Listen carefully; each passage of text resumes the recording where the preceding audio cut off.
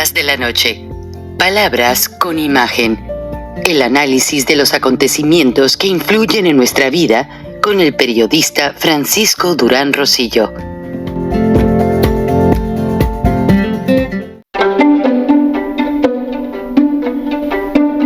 Frank Durán Rosillo te saluda y los saluda a todos ustedes, su amiga María Celeste Raraz, para invitarlos a que se suscriban a mi canal de YouTube, María Celeste Raraz, tal como mi nombre, donde les informo todas las semanas sobre entrevistas que tienen un tema que ayuda a mejorarnos como personas y de paso son interesantes. Las pueden encontrar en mi canal de YouTube, así que los espero. Hola amigos, bienvenidos una vez más a Charlas de la Noche, Palabras con Imagen. El tema de hoy es prohibido, principalmente en el debate presidencial, porque esto está poniendo al mundo de cabeza, como lo vamos a ver en detalle en la siguiente historia. Pero necesito darles un antecedente importante. Posiblemente ustedes recordarán aquel famoso personaje chino cuya frase se hizo muy popular en el 2019, que decía: ¿copelas o cuello? Shen Li Ye-gong, el empresario que se naturalizó mexicano en el gobierno de Vicente Fox y que después, pues por algunas argucias legales, logró salvarse de ser detenido de la justicia mexicana, pero fue detenido en los Estados Unidos. Bueno, este personaje fue detenido en el 2019 y fue exactamente en el 2019 cuando China dejó de cooperar con información con los Estados Unidos sobre operaciones de lavado de dinero. Aquí recuerdan aquella habitación llena de billetes en efectivo, dólares, que le encontraron a este chino y que no justificaba de ninguna manera sobre resultado en negocios. La historia le dio la vuelta al mundo. Ahora, en el mundo de las finanzas, después se habló que el Chapo Guzmán financiaba un banco, compró un banco llamado Wachovia, que después cambió de nombre. Y bueno, historias grandísimas. Ahora, pues ya la gente no está ajena a las operaciones de lavado de dinero. ¿Por qué razón? Porque las instituciones financieras no pueden con este gran fenómeno. Ahora, López ya negoció con los chinos a través de Marcelo Ebrard y la idea es hacer de México el lugar del centro de operaciones de los chinos para lavar todo el dinero de los carteles del narcotráfico. Y como lo van a ver en el siguiente reportaje muy detallado del Financial Times, no se lo pierda, por favor, porque ahí viene en detalle todo, cómo se hacen las operaciones y cómo los carteles mexicanos ya de plano le entregaron a la mafia china todo el control del dinero y las ganancias. De ahí los chinos toman su parte para cobrarse los alcaloides que ellos mandan de China, los componentes para hacer los opioides y el fentanilo, y ya los carteles sacan su ganancia. Yo les he comentado que recuerdo mucho que recién llegado a Atlanta me sorprendió mucho que solo había 2 o 3 restaurantes mexicanos, y les estoy hablando de finales de los 80s. Estoy hablando de la ciudad de Atlanta. Sí, en pueblitos, en ciudades veías uno que otro restaurante mexicano, pero en Atlanta, la ciudad, sin contar su zona conurbada, pues había lo mucho 2 o 5, eran los Toros y no recuerdo cuál, el Portón. Lo recuerdo porque yo trabajaba en estaciones de radio y les hacía los comerciales. Pasaron 2 o 3 años, se vino el boom de mexicanos a Atlanta porque venían las Olimpiadas y también crecieron los restaurantes mexicanos de una manera mágica. Ya en la ciudad de Atlanta se registran más de 1,500 restaurantes mexicanos. Es más, a cualquier centro comercial que usted va, hay un restaurante mexicano. Mucho se dice que son los principales centros de operación de lavado de dinero. No me consta. De hecho, hay una anécdota de un restaurante muy famoso que curiosamente lo incendiaron en la ciudad de Gainesville, Georgia, el Sombrero, y ahí trabajaban pues un grupo de mexicanos, y en los años, a principios de los 80s, finales de los 70s, dicen que por ahí llegó Rafael Caro Quintero y les dijo a todos: a ver, aquí cada uno de ustedes van a tener su restaurante mexicano, yo se los voy a abrir en tal parte a ti, en tal parte a ti, y les compró el equipo, rentaron los locales, y así empezó parte de ese boom de los restaurantes mexicanos. Nadie ha podido comprobar nada, nadie sabe nada. El tema es muy polémico. Yo en una ocasión le pregunté al entonces cónsul general de México, don Teodoro Maus, que era una persona muy abierta para contestar a la prensa, y me dijo: mire, Frank, si usted cree que las mafias mexicanas son fuertes, la mafia más fuerte en esta ciudad, ayer que cené con todos los cónsules de Latinoamérica y Europa, resulta que es la mafia china. Y nunca se me olvidó ese detalle. Y cuando leí el Financial Times esta historia de que ahora los carteles contrataron a la mafia china para que les laven todos los dineros de las operaciones de narcotráfico a nivel mundial, fíjense lo interesante. Y estas operaciones a su vez conllevan toda una estructura sofisticada involucrando políticos, empresas, navíos comerciales, etcétera, etcétera. Y es algo que no quiero usar mucha palabrería para no quitarle tiempo a la historia. Lo único que me llamó la atención es, hablando esta tarde, porque se están haciendo las preguntas que les van a hacer al presidente Biden y al presidente Donald Trump el día de mañana jueves, durante el debate a las 9 de la noche, estaremos aquí transmitiendo una síntesis ya al concluir el debate.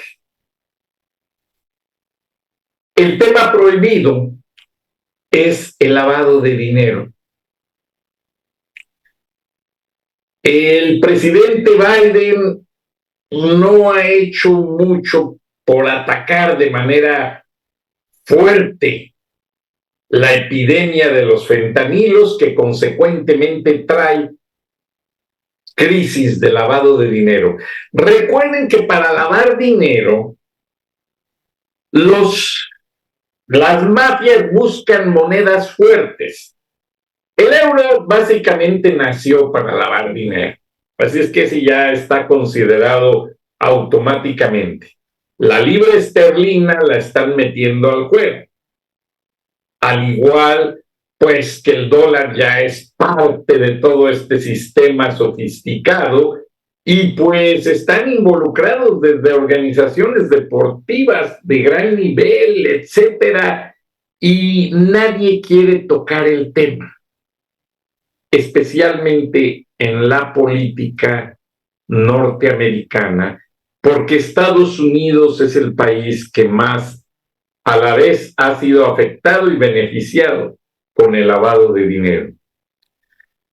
Cuando pasó el conflicto de la plaza de Tiananmen en China, que miembros sindicales y estudiantes pararon los cañones del ejército chino, Bill Clinton quiso resolver el problema y le prometió a China hacer la nación más favorecida con inversiones. De inmediato le llamó a Al Gore, su vicepresidente. Al Gore habló con Steve Jobs, esto lo leí en la biografía de Steve Jobs, y se empezaron a hacer inversiones de la marca Apple en China para manufacturar computadoras que iban destinadas a los sistemas escolares públicos de los Estados Unidos, y así creció la industria desde ese tiempo para acá. Pero recuerden que China no puede sacar todas las ganancias de Estados Unidos. Tiene que invertir parte de ellas en bonos de la deuda pública de Estados Unidos. Pero ahora que llegó a manejarle a los carteles el lavado de dinero, pues ya no les interesa ese dinero producto de los bonos de la deuda pública. Este dinero lavado está financiando ya operaciones del mismo gobierno chino. Y cuando Vladimir Putin quería imponer un sistema económico mundial y que meter una moneda, se dio cuenta que los chinos están haciendo lo correcto. De hecho, cuando empezaron los conflictos entre Israel y los palestinos, China se quedó calladito, no quiso entrarle al juego. ¿Por qué? Porque hay mucho capital judío en el mundo que les pudiese descubrir esos sistemas de lavado de dinero. Entonces, no apoyó en gran parte a Rusia. Y vamos a ver el reportaje que se los recomiendo, y ahí se nota y se dice claramente que todas estas operaciones van a México y van a afectar en gran manera el mundo de los negocios, especialmente el TEMEC, entre México, Estados Unidos y Canadá, y China va a ser el ganador. Pongan mucha atención. With Mexican drug cartels to efficiently launder the proceeds of the fentanyl trafficking. Law enforcement in this country has not got sufficient tools to tackle it. They're really on the rise as the dominant money laundering networks. Abbiamo certificato che venivano qui a consegnare emissari di famiglie criminali dai più disparati territori nazionali. These are franchise models, highly sophisticated, that can be stood up quickly and move a lot of value in a lot of different directions simultaneously. The scale and the scope of this is really quite extraordinary. We started bringing all the elements of the government together because it was a national security issue. It was a matter of life and death.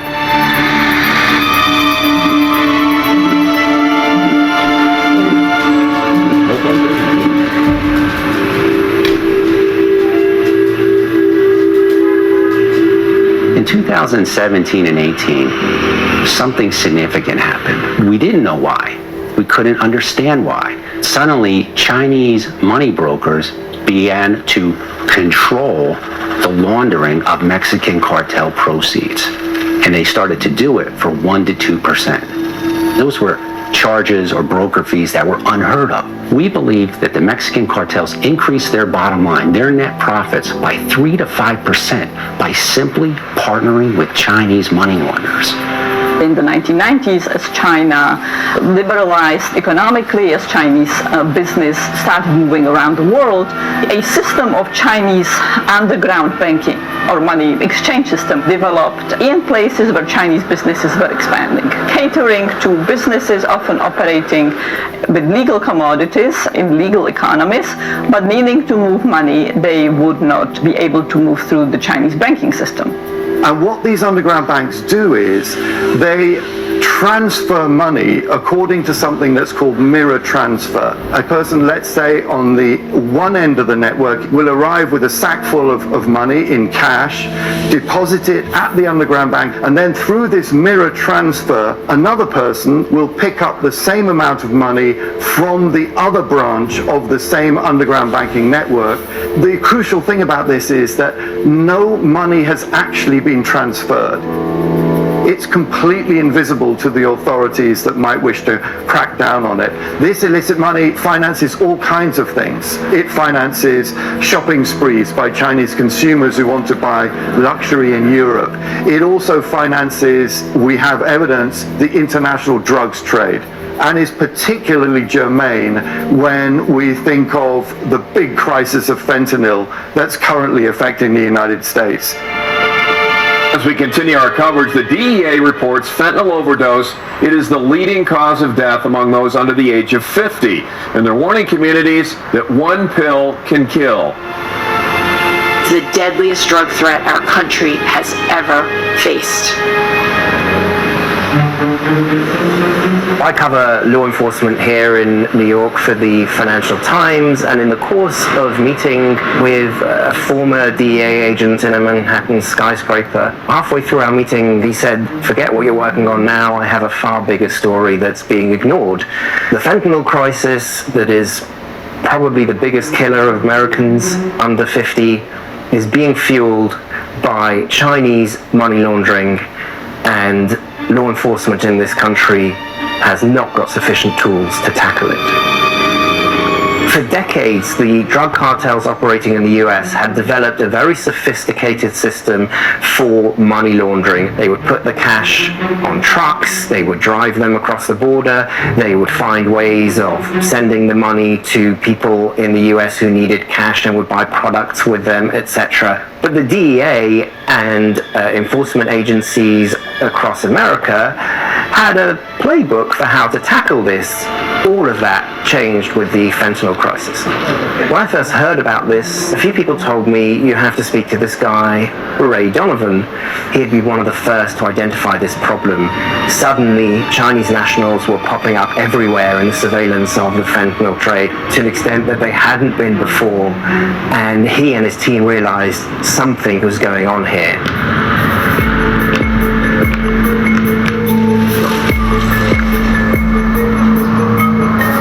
My name is Raymond Donovan. I am the former Chief of Operations for the Drug Enforcement Administration. So I grew up in an Irish neighborhood up in the Bronx. But then we moved to a neighborhood where it was all Puerto Rican. I saw drugs decimate parts of my family in the 70s, in particular heroin. I became an expert not only in cartel, but really being able to exploit comms, or communications. In the mid-90s, cocaine was just falling from the sky. My first year, we seized here in New York City 7,000 kilos of cocaine. When you're intercepting tens of thousands of kilos, you're really causing a lot of harm to the cartel. We were focused in primarily on tractor trailers coming from the West Coast to the East Coast. In 2012, I was assigned to the Special Ops Division. SOD is basically the hub for the world as it relates to narcotics investigations and criminal networks. While at SOD, I developed the team. We collectively pursued Chapo Guzman. We never really focused in on Chinese organized crime. Our focus was on Sinaloa cartel. Yeah, we're in Brooklyn, near to downtown Brooklyn. It's a warehouse area. It's an area that is known for receiving shipments of drugs coming in from Mexico or from other states across the United States.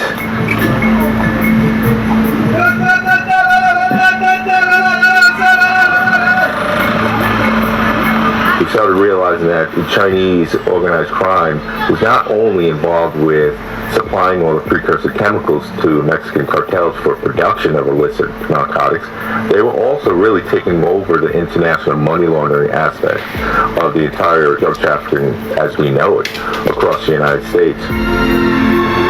Another fentanyl bust in the Bronx just blocks away from the daycare where a 1-year-old boy died.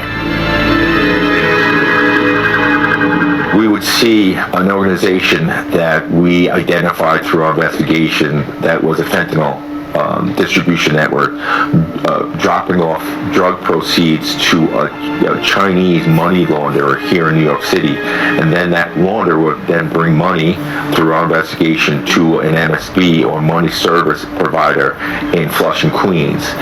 And from there, we launched a different sort of investigation that became more about following the paper trail of how the money is leaving through these stores, because they were fronts. Often you'll see a business that from the outside looking in, it looks like it's one business, but once you walk inside, there's multiple businesses within, and that's where you'll see that they'll have a money service provider set up to launder illicit drug proceeds on behalf of the criminal organizations. We had a saying, all roads lead back to Flushing. The reason we said that is we identified command and control, leadership. All these things sort of centered back to Flushing, Queens. My name's Chris Urban. I'm a managing director with Nardello & Co., which is a global investigations firm. Prior to Nardello, I spent 24 years with the DEA as a special agent. This is Mexico, this is the United States, and this is China. The currencies do not cross borders. The pesos, the dollars, the Chinese RMB. Think of billion-dollar pots of each currency in those countries. Let's look at the Mexican cartels. They produce fentanyl. They ship a large shipment of fentanyl to New York to a drug distribution gang in New York. They then sell that fentanyl, and let's say they have $1 million that they need to have laundered back to the Mexican drug cartel. They contact the cartel and say, we have $1 million that we want to move back to you. They contact the Chinese money broker in Mexico. That Chinese money broker, via WeChat, contacts a Chinese broker in New York, saying $1 million needs to be picked up. Mexican cartel contacts their drug distribution arm and says this Chinese broker is going to pick up the $1 million. They arrange for that pickup. It's brought back to a stash location where they're collecting drug proceeds controlled by this Chinese money broker. Chinese money broker sees that the money is there, $1 million. WeChat messages the Chinese money broker and says, I have the $1 million. At this point in time, those funds are released to the Mexican cartel. They've now been made whole. Their funds have been laundered for them. That $1 million now is sitting in a stash house controlled by Chinese money launderers. They then get on WeChat or a bulletin board and advertise the sale of those US dollars within the United States. Once those dollars are put on WeChat, Chinese nationals, whether they be back in mainland China or within the United States, want to buy dollars. In this example, he's going to buy $100,000. This Chinese national has been introduced by this Chinese broker in mainland China by this Chinese broker. Before he actually gives them the funds, the transfer is made bank to bank. As soon as that's done, he provides the cashier's check with the funds. He now has the funds. He's done. He's made his money. He's invested in the U.S. In the beginning of this, we were trying to understand it. We were following these individuals, and they were picking up millions of dollars. They followed one of these Chinese couriers who had picked up money back to a block and lost him on surveillance, right? And it was later at night, it was dark, it was Flushing, Queens, and they decided, let's get out, let's walk the block and determine if we can see where he went or where he was. As they were walking down the street, they heard what they thought to be money counters. Right, so when they went closer to this building, on the first floor, they had the window open just a little bit. And there were 6 to 8 money counters being run and over $10 million in this stash location. That was the amount of money that they had to bring in and count. It showed the flow of money because they were selling that money the next day to a Chinese buyer that wanted to invest in the United States. Now you can couple that around the world. You could say that in Africa. We noticed Chinese organized crime, where there was a Chinese diaspora, right, and there was a Chinese infrastructure project and dramatic amounts of money. Chinese organized crime paralleled those efforts. The same thing is happening whether it be in Italy or throughout Europe. When you have larger narco proceeds that need to be laundered back to Colombia, Mexico, or somewhere else around the globe, Chinese money launderers are relied upon to do that on a much greater scale than they were in the past. They're very sophisticated, they're very professional, and they can get the job done quickly.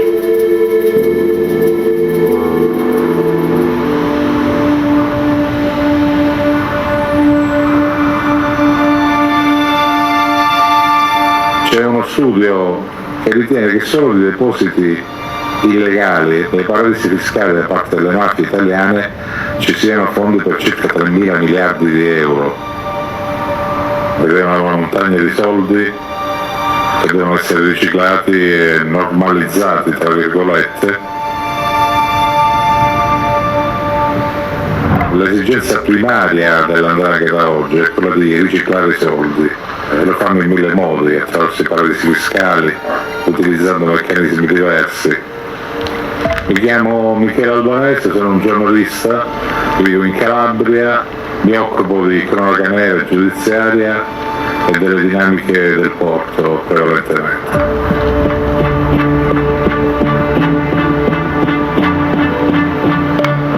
Il porto di Gioia Tauro è un porto realizzato a casa dell''ndrangheta. Solo con la cocaina che può essere passata da Gioia Tauro arriviamo a cifre imponenti che si girano intorno ai 40-45 miliardi di euro. Significa 2 finanziarie dello Stato italiano. The 'ndrangheta, it was born in the province of Reggio Calabria and in particular in the mountains of Aspromonte.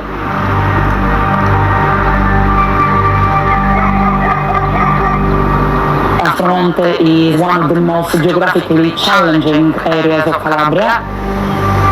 It is a constellation of about 33 villages all around the same mountain area. The Sayuca based clans are well versed in particularly important for the cocaine trade arriving at the Porto Gioia Tauro still today. Ora stiamo entrando al terminal portacontainer. Qui si muovono circa 4 milioni di container all'anno. Ci sono dei momenti in cui possono essere accatastati anche 150.000 container. L''ndrangheta negli anni ha dimostrato sempre un interesse nei confronti di infrastrutture strategiche come questa. Sono il tenente colonnello Danilo Persano, sono il comandante del gruppo della Guardia di Finanza di Gioia Tauro. Questa è la porta del Mediterraneo. Abbiamo visto un crescendo anche di sequestri, si è passato dalle circa 6 tonnellate del 2020 di cocaina sequestrata proveniente dal Sud America alle 17-16 tonnellate nel 2021 e nel 2022.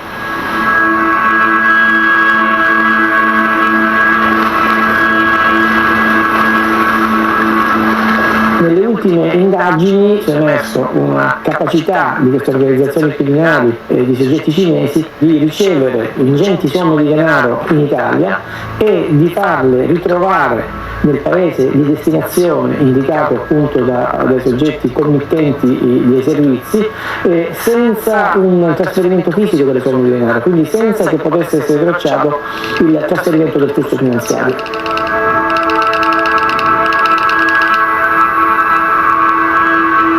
Questa è una grande opportunità criminale che evita appunto la tracciabilità del flusso finanziario ed questa è un'emergenza nuova, un'emergenza che introduce una forma di pagamento diversa delle spedizioni di narcotraffico che in passato non avevamo rilevato. Un'organizzazione che è in grado di trasferire milioni e milioni di euro da un posto all'altro del pianeta evidentemente non può essere un'organizzazione di basso profilo, deve essere un'organizzazione che ha una capacità economica.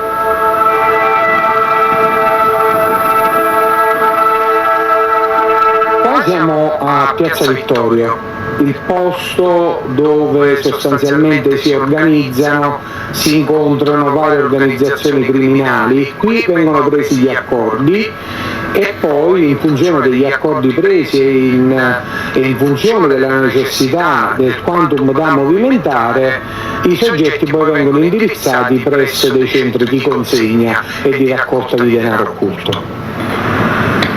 Allora, più avanti sulla destra abbiamo un altro centro di raccolta occulta che è stato coinvolto nelle indagini. Io sono il colonnello Marco Sorrentino, sono il comandante del GICO, ossia del Gruppo Investigazione Criminalità Organizzata del Nucleo di Polizia Economico-Finanziaria di Roma. Stavamo seguendo un'indagine di narcotraffico anche internazionale, seguendo quella che ritenevamo inizialmente essere una consegna di droga. Questo corriere si presentò presso un esercizio commerciale a ridosso della stazione Terra, dove consegnò quanto portava al seguito all'interno di uno zaino. Nei giorni successivi continuiamo a questo punto ad eseguire attività di appostamento presso questo esercizio commerciale e ci rendiamo conto che solo nella giornata successiva registriamo visivamente i militari che sono lì in appostamento occulto, registrano all'incirca una ventina di consegne con le stesse modalità. Siamo stati in grado di ricostruire movimentazioni finanziarie verso la Cina per 53 milioni di euro e in un periodo, in un lasso temporale molto ristretto.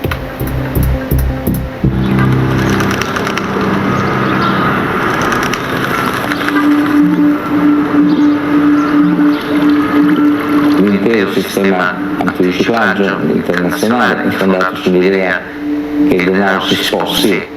Nel caso dell'underground banking il denaro può non spostarsi. L'intero sistema di controlli che salta. I dati disponibili indicano che gli outbound verso la Cina nel 2012 equivalevano circa 2 miliardi e mezzo di euro e che invece nel 2022, quindi dopo soltanto 10 anni, si aggirano nell'ordine di poche decine di milioni. Una parte della spiegazione è rappresentata dalla espansione dei circuiti di underground banking. Questa rete di cambisti clandestini è una rete che dal Medio Oriente giunge fino in Cina, passando per il Pakistan, e tutto lascia pensare che questa dorsale di movimentazione finanziaria clandestina sia utilizzata anche a scopi di finanziamento del terrorismo. Sono delle condotte seriali, precise, ben determinate, che danno a chi si avvale della loro opera una sicurezza, una tempestività nelle transazioni. Io sono il colonnello Francesco Ruiz, comandante del Nucleo di Polizia Economico-Finanziaria di Roma e la Guardia di Finanza. Il denaro illecito può essere immesso in maniera indisturbata nel circuito finanziario internazionale, aggirando quelli che sono presidi antiriciclaggio previsti dall'Unione Europea, e quindi una delle strategie che vengono adottate è una molteplicità di trasferimenti estero su estero prima di arrivare a destinazione.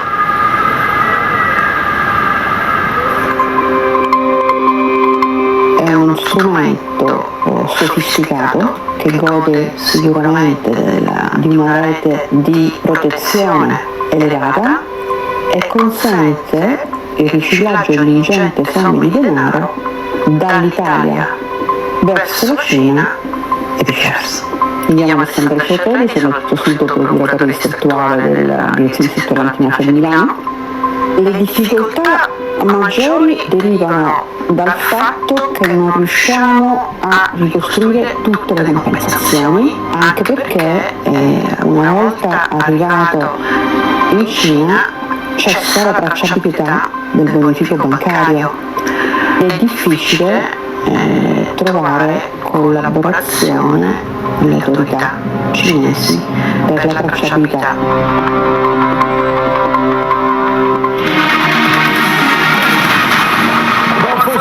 More students overdosing at a local high school. This time it's happening in Loudoun County. All believed to be fentanyl-laced pills? I like talking to the addicts, figuring out their story, figuring out how it was. They start telling you about how, they were prescribed medicine, then they went to the heroin, got addicted to the heroin, and the heroin just wasn't, the high wasn't getting, they were taking more and more of the heroin. And then the fentanyl came on the market, and it was so much stronger, and that's all they wanted. The cartel, they see the opportunity to make money, and it's just like the street dealers around here. They see the opportunity to make quick money, and they can make a lot of money real fast. I'm Deputy Will Sullivan with the Loudoun County Sheriff's Office. I'm assigned to the Tactical Support Unit. I also work with our Drug and Gang Unit, and I do traffic stops for them too. Fentanyl, it's blown up in this area. It's a really horrible drug, what it's done to people. And we're getting more and more of it on the street now. You used to get just a little bit of it, now you're getting a lot of it. It's taking over people's lives. They're making lots of money on this stuff. And the dealers push more and more, and you're getting busts now where you're getting thousands of pills at a time. Lots and lots of money in cash. We're seeing the result of what is an international major problem. My name is Mike Chapman. I'm the sheriff here in Loudoun County, Virginia. Been the sheriff for just over 12 years, just got reelected.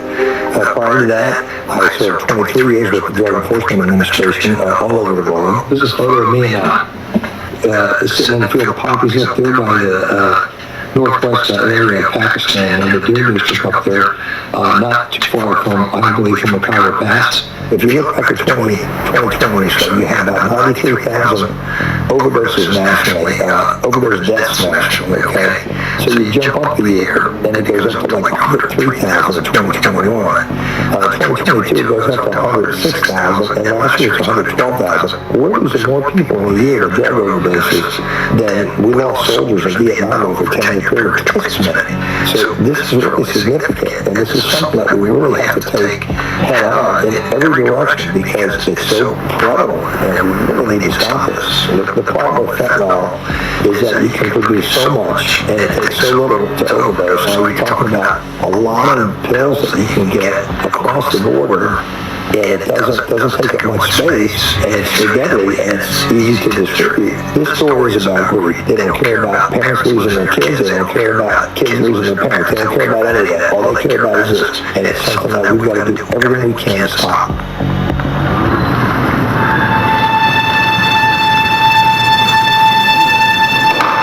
The Select Committee will come to order. At the outset, I want to recognize that we are privileged to be joined today by families who have been directly impacted by the fentanyl crisis here in the United States.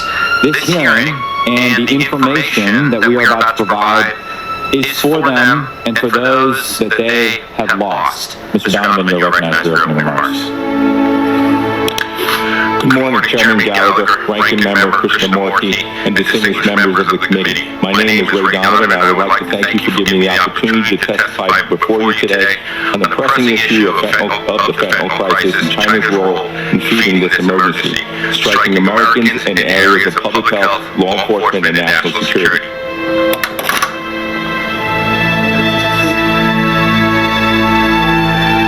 Being as deadly as fentanyl was, we said enough's enough, and we started bringing all the elements of the government together to really focus our energies and our efforts towards these groups because it was a national security issue. It was a matter of life and death. Project Sleeping Giant was our intent to put a big spotlight on Chinese organized crime and criminal groups that work hand in hand with Mexican cartels worldwide. So when Ray Donovan told me about this Operation Sleeping Giant that he had set into motion in around 2016, I started to research this operation and could find only a single reference to it in a budget document, in a federal budget document, anywhere, really, which seems to suggest that the DEA wasn't taken as seriously as it might have been. There really wasn't enough of a link-up between the various arms of law enforcement, between the Treasury, which is supposed to monitor cash transactions, between the FBI, between the Department of Justice. These were not really as integrated as you might have hoped in the face of a completely new threat. I was a special agent in charge for the Special Ops Division, and Chris was coming into headquarters, and so what I did was I asked Chris to be in charge of what we call the counter-threat team. So as this threat was evolving, the insight was evolving, Project Sleeping Giant was created to gather whatever we could pull in that was judicially acquired or through our sources. We did that. We started to gather insight, and then we were able to provide insight to the field. How is your case in LA among one we're connected to Command and Control in New York? How is this seizure that happened in Denver? How is that connected to Command and Control in New York? And it's amazing when you get agents in the room and we talk about these cases, and we would have strategy meetings under the umbrella of Project Sleeping Giant. We have great human sources that we've recruited over decades. They started to provide information. We started to understand that there was this global network that was at scale, that could move money with speed within a day, unheard of before. We want to talk about the Zhi Li investigation, and he pled guilty here recently in the Eastern District of Virginia. And he was an amazing money launderer. He was the first one that we investigated, and we took down his organization. He had a casino in Central America that he had established. He had strong triad links back in mainland China. He traveled there, and he had a sophisticated network within the United States to pick up those funds. And Lee was one of those brokers that was at a very high level. So what it allowed us to do was gather that information, that intelligence, gather that evidence. We had an opportunity through the investigation to acquire ledgers and transactions and what he had been participating in. So it was what I call traditional takedown. We got the whole network. So I had the opportunity to sit in those debriefings. And I was floored by the scale that this was happening, the level of discipline, the level of sophistication. And you can imagine dozens of Zhi operating in the United States, Mexico, Central and South America, establishing casinos, establishing front businesses. Very difficult to do. Another component of the challenge, there's not very many Mandarin speakers in DEA. There's not very many Mandarin data scientists in DEA.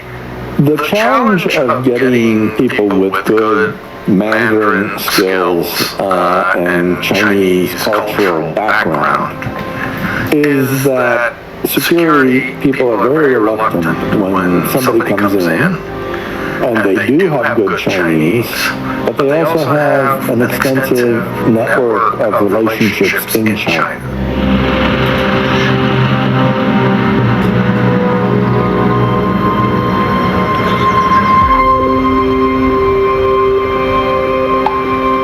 My name is Dennis Wilder. I spent 36 years in the Central Intelligence Agency. I worked at the White House for George W. Bush as his special assistant and senior director for East Asia. The fentanyl issue has been an enormous domestic issue in the United States. And China's role in the sale of precursors to drug dealers has been a big thorn in the side of U.S. politics. So the Biden administration, for quite a while now, has been trying to get the Chinese to restart our cooperation, which ended in 2019, on this topic. We have very quickly moved to a mode where the Ministry of Public Security in China and other organizations seem to be cooperating quite closely to begin to try and shut down the fentanyl flow from China. Mr. President, critical global challenges we face, from climate change to counter-narcotics to artificial intelligence, demand our joint efforts. Both the United States and China were seeking to put a floor underneath the freefall of the relationship. The level of tensions and hostilities have been the greatest in decades. I am Wanda Brown, Senior Fellow at the Brookings Institution, where I direct Brookings' work on transnational threats such as illegal economies, organized crime, terrorism, civil war. The anti-money laundering element is now part of this counter-narcotics cooperation. The illicit side of the informal banking system, the underground banking system, grew in tandem with the regrowth of the Chinese tribes in the 1980s and particularly 1990s. Just as China was liberalizing, opening up economically, criminal groups like the tribes were growing and expanding their reach, first in Southeast Asia, and into the Pacific countries of New Zealand and Australia, subsequently to other parts of the world. There have been whole books written on organized crime in China historically, and this is not a new problem. The Kuomintang, the Nationalist Party, used them during the Civil War. The Communists used them during the Civil War and afterwards. Places like Hong Kong, we have seen the government using them to go after democracy protesters. In China today, there are many business people, entrepreneurs with large amounts of money who are scared of the Chinese government. Xi Jinping in recent times has been cracking down on private entrepreneurs. People have disappeared in the business community without any information, not even put into the legal system in China, simply taken into custody. And so we see the business class in China looking to get some of the money out as an insurance policy. I'm sure you've heard the stories of Singapore, where a huge number of these business people are setting up bank accounts, offices, and there is a real question of how they're getting this money out of China, since there are strict controls on taking money out of China. And I think the answer is, of course, they're going through money laundering schemes and illegal activities to do this.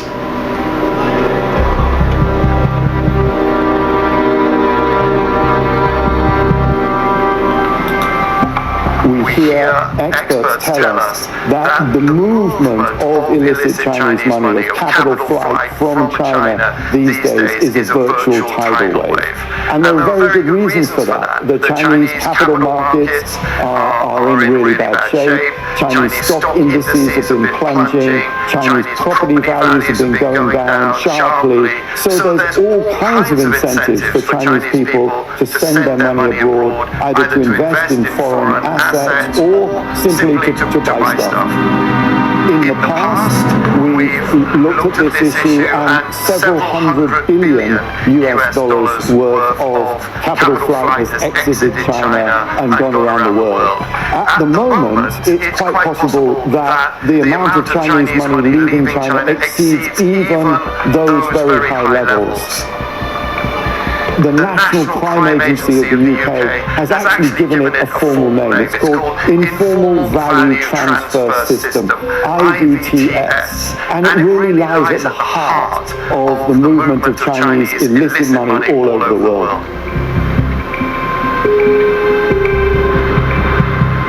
This is more overt now as a service. Some of them are advertised on the internet, some of them are advertised on social media. Crime as a service and laundering as a service is becoming a much bigger thing.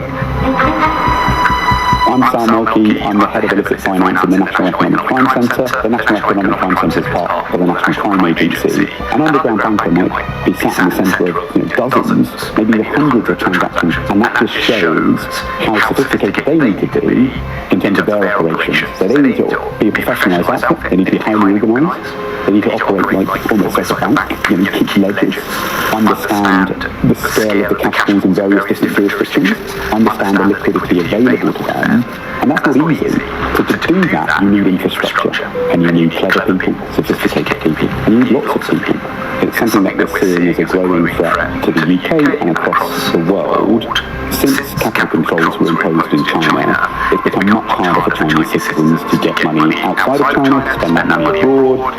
So for example, if you want to get £1 million out of China, so you're transferring £1 million worth of value from one country, in this case China, to the UK.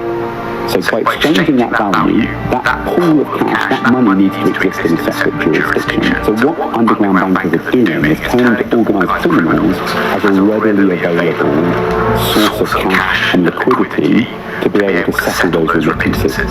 So they are tiny with organised crime in the United Kingdom, who generate huge amounts of cash, usually from the drugs trade, and they're using that liquidity in that trade to settle the remittances, in this example, to allow that £1 million to be transferred out of China and into the UK. Underground bankers will use a lot of methodologies to get that illicit cash into their hands and into the mainstream financial system. Money mules are a really common tactic, and they can often be people that are unwitting or people that don't fully understand the criminality that they're involved in. What they'll do is advertise on social media and say, would we like some money? And all you need to do in exchange is let us use your bank account. What they'll also do is create more bank accounts outside of the mainstream financial institutions and look towards electronic money institutes or challenger banks, where actually you can set up bank accounts far more quicker, and the level of onboarding for those bank accounts are less rigorous than you do on a mobile phone app. If you can get 10, 20, 100 people to work for your organisation, then you can smurf that money into legitimate financial institutions, and that means breaking it down into smaller chunks that are hard to detect.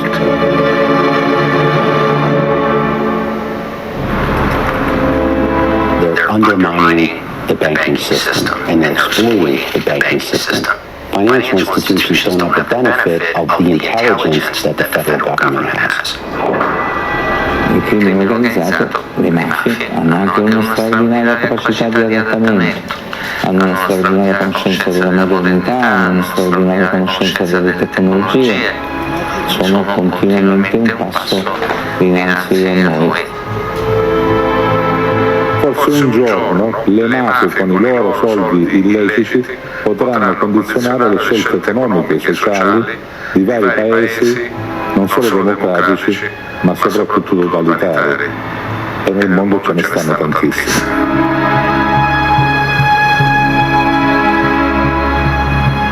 I do think about it often. I gave it everything I had. I left it all out in the field. It's an uphill battle. And it continues to be an uphill battle. The money continues to flow, the technology continues to advance. The criminal groups are more and more interconnected. They're not going to stop.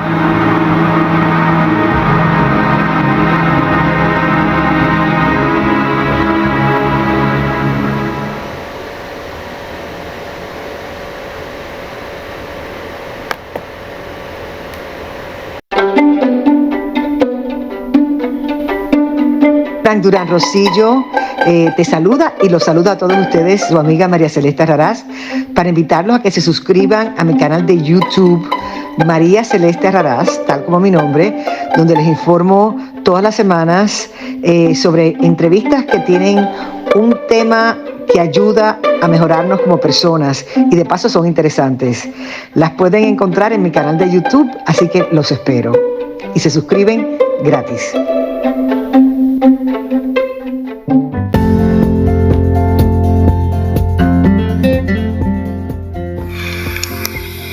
Escuchaste el análisis de la noticia, transparente como el agua, con el periodista Francisco Durán Rosillo.